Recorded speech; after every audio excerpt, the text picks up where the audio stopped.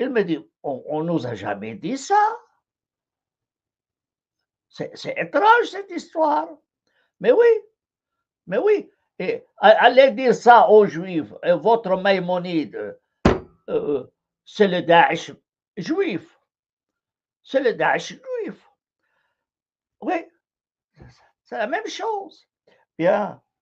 En tout cas, voilà, j'espère quand même que ça a été une petite révélation pour certains et que ça aide à, disons, désacraliser ces personnages et de les remettre à leur place. De les J'aimerais remettre à... bien, oui, excuse-moi, j'aimerais bien intervenir rapidement. Euh, moi, je suis extrêmement d'accord avec, comment dire, la démarche, celle de détruire les idoles. Voilà, parce que Maïmonide est l'idole de beaucoup de juifs rationalistes qui s'inscrivent dans le courant rationaliste, parce que on ne parle pas assez du judaïsme dans nos chaînes respectives, on est plus focalisé sur l'islam, mais je me suis aussi intéressé au judaïsme, et c'est vrai que Maïmonide, c'est la figure de la raison chez les juifs. Et contrairement aux kabbalistes, etc., qui sont plus dans la mystique et l'ésotérisme, voilà, en passant.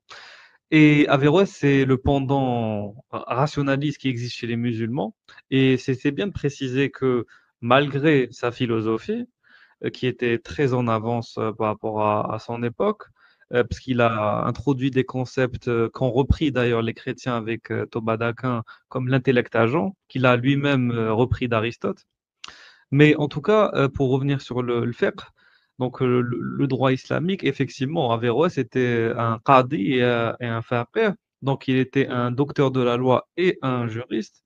Donc pour moi, c'est mon avis personnel, il faisait une sorte de compromis arrangeant, parce qu'il vivait sous les Almohades. Les Almohades, je ne sais pas si vous vous rendez compte du contexte politique de l'époque, les Almohades, à la base, c'est des Berbères, oui, pareil.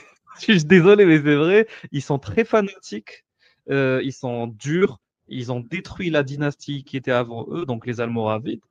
Et ils viennent en Espagne et dans un contexte donc très difficile pour Averroès, il doit composer avec aussi les guerres avec les chrétiens, parce qu'il y a aussi les royaumes chrétiens qui sont autour de l'Andalousie qui essaient de conquérir des territoires.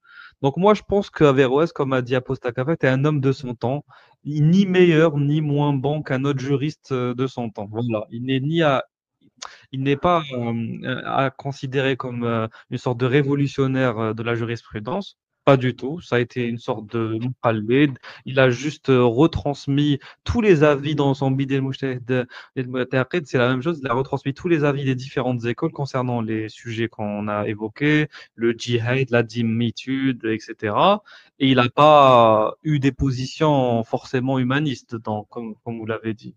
Donc pour moi, oui, il faut séparer si on veut apprécier la philosophie d'Averroès, il faut séparer les deux, mais ne pas séparer dans le sens oublier, voilà, parce que là, ça oui, serait être hypocrite, ça serait oui, se mentir à soi-même. Séparer oui, dans le sens où il faut admettre les choses comme elles le sont et pas tomber dans l'idolâtrie, voilà, tout simplement. Voilà. oui. Sa philosophie ne